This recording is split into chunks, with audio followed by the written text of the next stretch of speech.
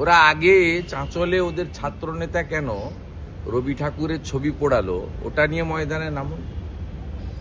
ও তো জামিনও পেয়ে গেছে, দুদিন ধরে গ্রেপ্তার করেনি। আমরা যখন আইসিসিআর থেকে রবীন্দ্র সদন পর্যন্ত বিক্ষোভ করি, আমাদের ঢুকতে দেওয়া হয় না।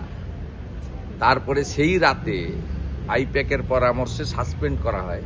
সাসপেন্ড করার পরে যদি তৃণমূলের কোনো পদে থাকেন, সে যে স্তরেরই থাকুন না কেন, পুলিশ যদি ধর্ষণও করেন, গ্যাং রেপও করেন, গ্রেপ্তার করতে পারবে না।